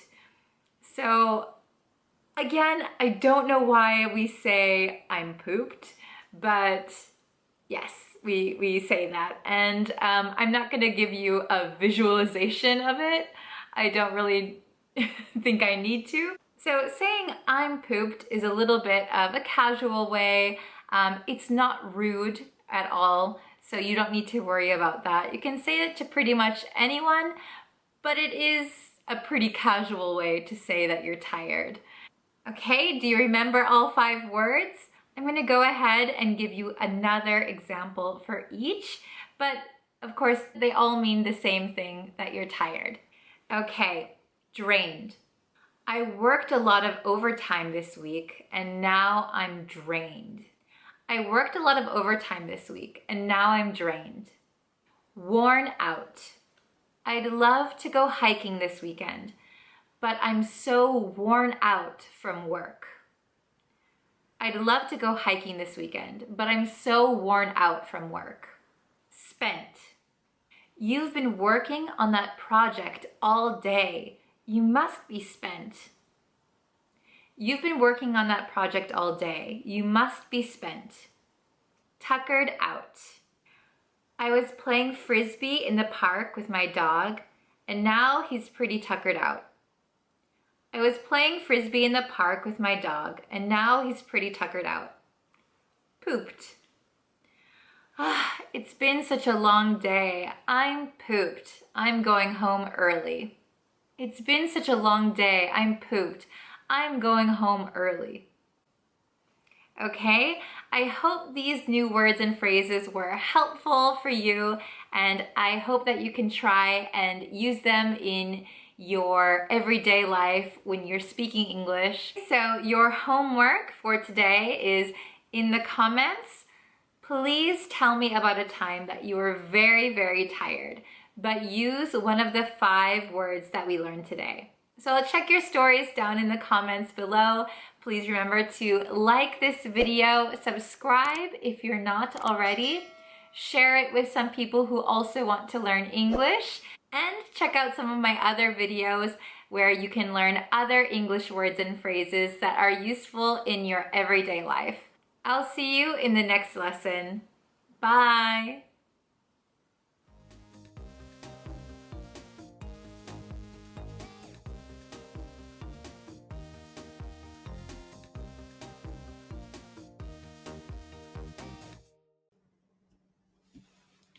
Hi everyone. Hi guys. Hello. Welcome to another lesson. Are we ready? So this week, I think I've taught you several idioms, and today we're going to do the same. And I'm thinking that on Friday, oops, I dropped my phone. On Friday, what I should do is a review lesson of all of the lessons that we've done this week. What do you guys think?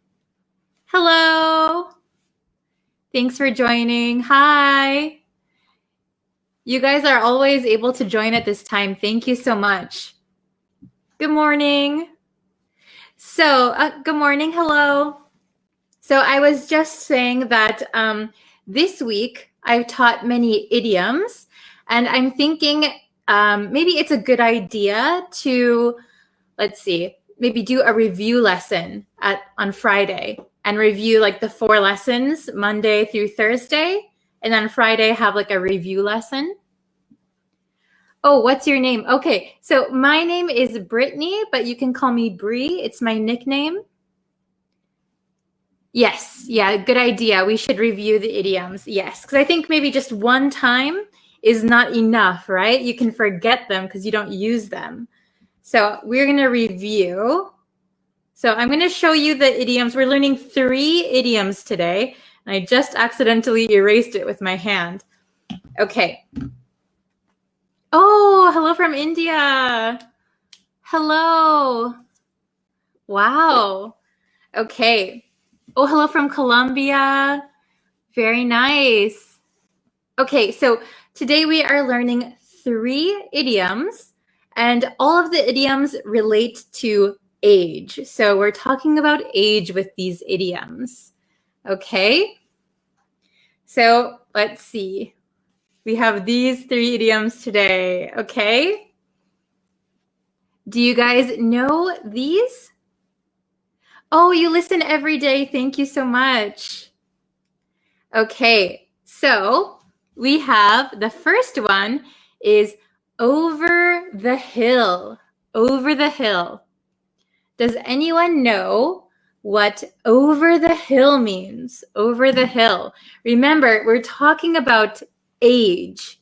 So if you know that we're talking about age, can you guess what over the hill means? So if you think of life as a hill, right? So, oh, I should have had another whiteboard ready. I only have 2 whiteboards. So over the hill, I'll use these markers as an example. So this is life. Okay, can you see this? So on this side, you're young and you are going up the hill. You have a lot of energy, up, up, up, up, up. Then you kind of reach your maybe peak, the best point in your life. And then you start to go down. So, oh, very good. Anna with the correct answer. So over the hill means old. So you've already passed the prime of your life, and now you are on the way down. So it's a little bit, I guess, sad way to say somebody's old, but it's a very casual way. Oh, you're over the hill. You've turned 56 or something. I don't think 56 is that old anymore. Okay, over the hill means old, maybe past the prime of your life, past the best point of your life. Over the hill. Okay? Yes, very good. Means old. Okay? Oh, you're welcome for the subtitles. I hope they help. Okay? And the next one, I wasn't born yesterday. I wasn't born yesterday. So if you are an adult, not a baby, I don't think any of us here were born yesterday. So this means, this is maybe a hard one to understand, but I wasn't born yesterday means I'm not stupid. I'm not foolish. You can't fool me. I wasn't born yesterday. So this kind of comes from the image that young people are less experienced, have less knowledge. So a baby has the least amount of experience or knowledge, and you can kind of fool children, right? But if we are an adult and somebody tries to trick us, if somebody tries to fool us, we could say, hey, I wasn't born yesterday. You can't fool me. Okay? You can't fool me. I wasn't born yesterday. Yes, I'm not a kid. Okay? I'm an adult and I am smart. I wasn't born yesterday. So if somebody says, for example, if I said, hey, did you guys see the sky today? Today, the sky is bright purple. All day, the sky is bright purple. Maybe that is very hard to believe, right? So you could say, I wasn't born yesterday. I don't believe what you're telling me. I wasn't born yesterday. Okay? And the very last one, maybe the easiest one of them all, this is young at heart. Young at heart. So when we say it very quickly, young at heart, young at heart, young at heart. Okay? Does anyone know what young at heart means? Does anyone know? Oh, hello from Bangladesh.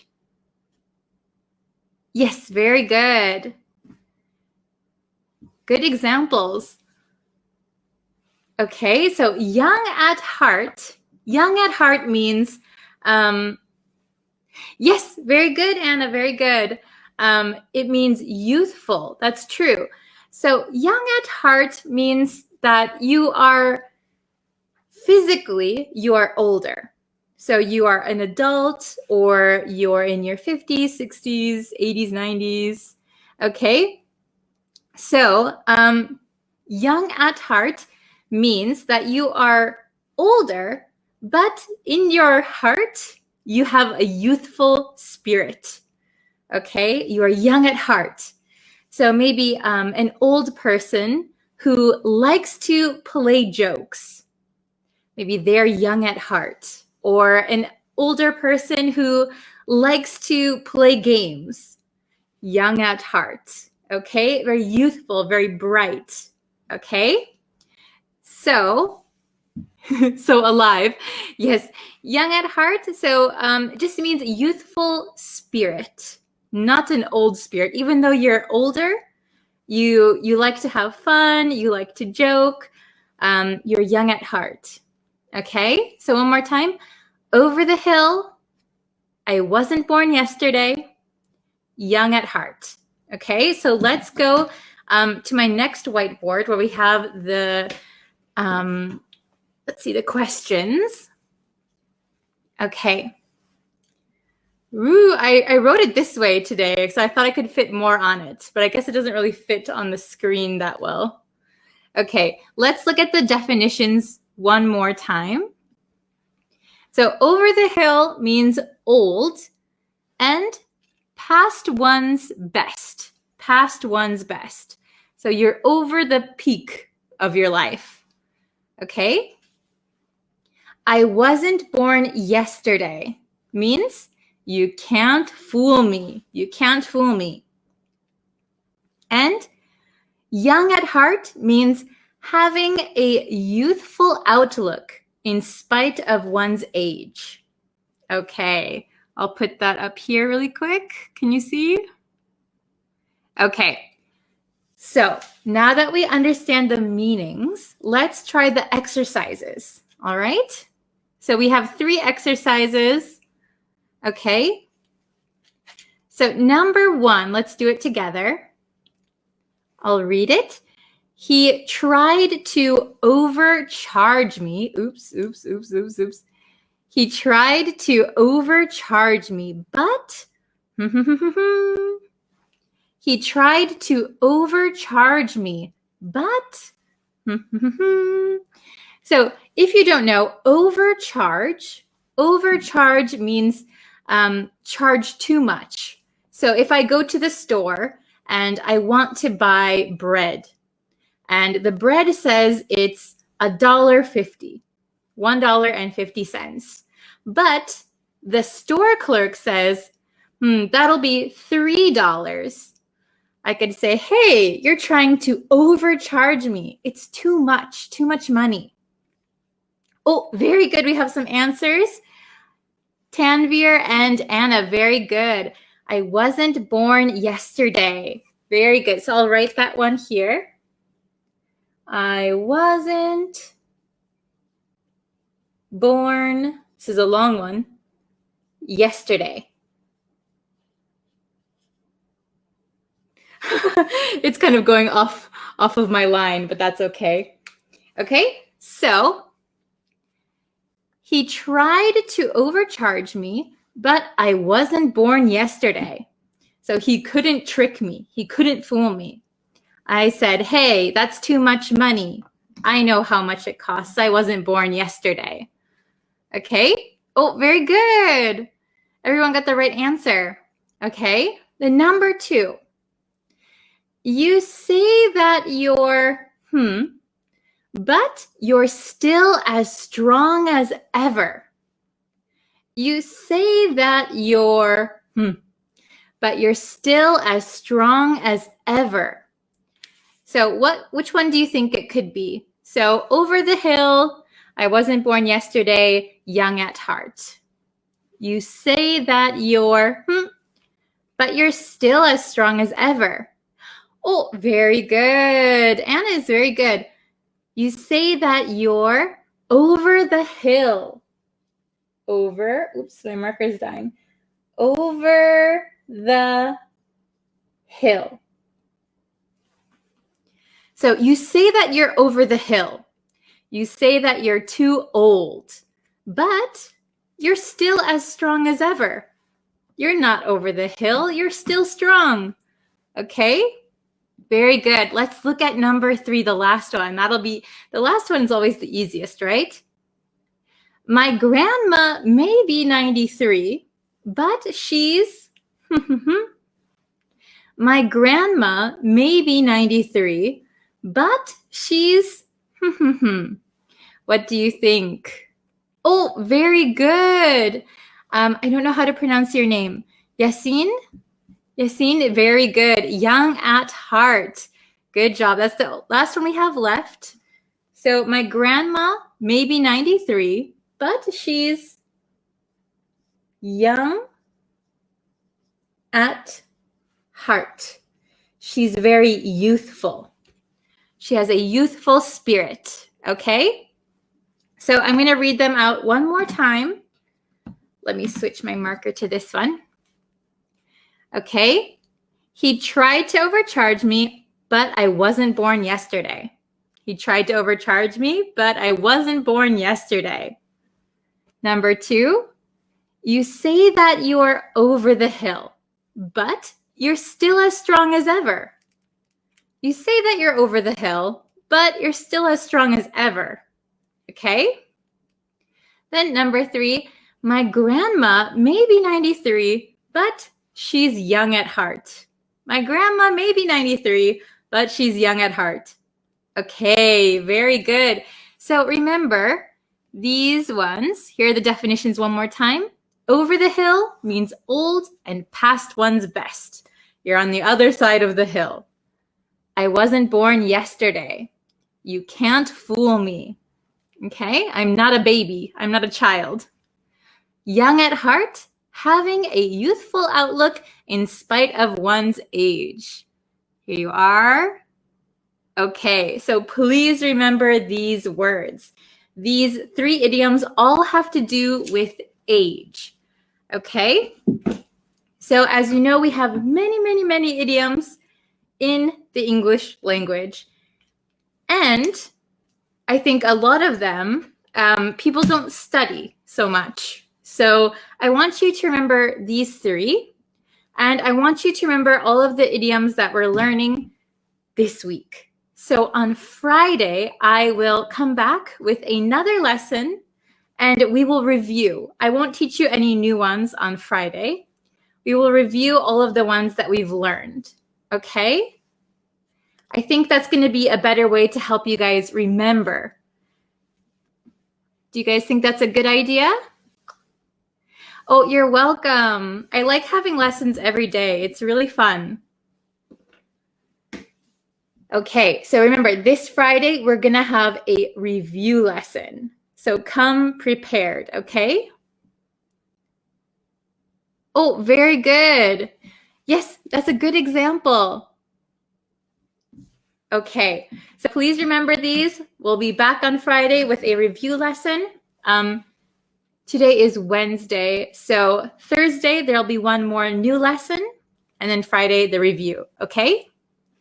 Thank you very much. So I'll see you tomorrow with a new lesson. Okay, thank you very much. If you could like this video and share it with a friend, that would be really helpful. If you're not subscribed to the YouTube channel, if you could go subscribe to that, that's also really helpful. And I will see you for our next lesson. Bye, everyone. Thank you so much. See you next time.